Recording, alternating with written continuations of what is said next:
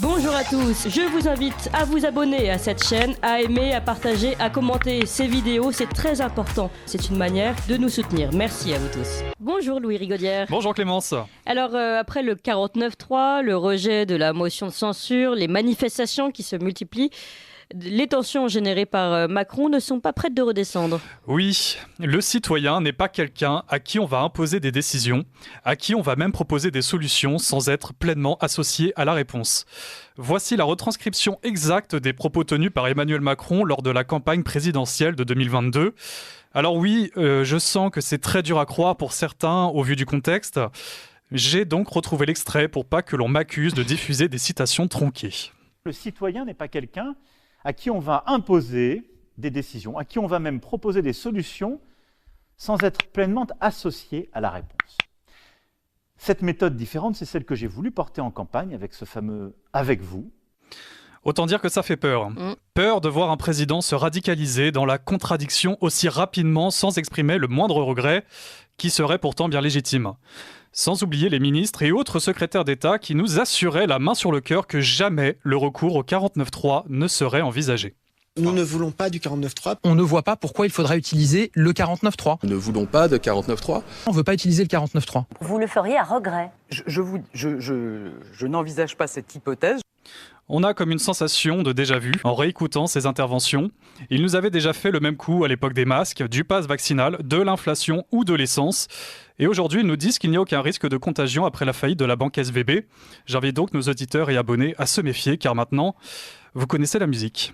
Et puis après le président de la République, après les ministres, viennent les journalistes et intervenants réguliers dans les médias. Et oui, alors on avait un petit peu oublié le mépris social que l'on pouvait entendre souvent à la télévision.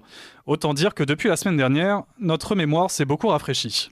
Je crois pas que, si vous voulez, la révolte à laquelle on assiste là à Paris depuis 3 nuits, que ce soit une révolte contre le 49.3, je suis sûr que l'on ferait une interrogation écrite, c'est mon côté professeur, des manifestants, on aurait un niveau extrêmement faible de maîtrise de l'article 49 alinéa 3. Franchement, donc, si vous voulez, sous-estimez qu'est-ce qu'il pas est bien, le... professeur Perrineau. Non, mais sérieusement, je suis désolée.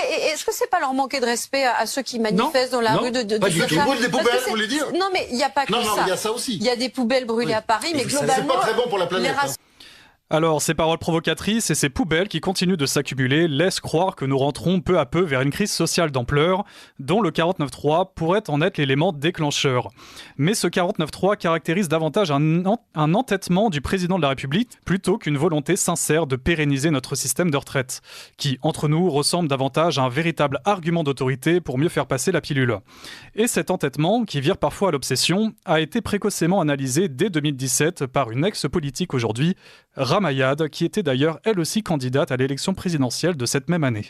Parce qu'au-delà de la transparence financière demandée aux candidats à la présidentielle, au-delà des 500 parrainages requis pour être candidat, notre pays devrait ajouter un autre critère, l'équilibre psychologique.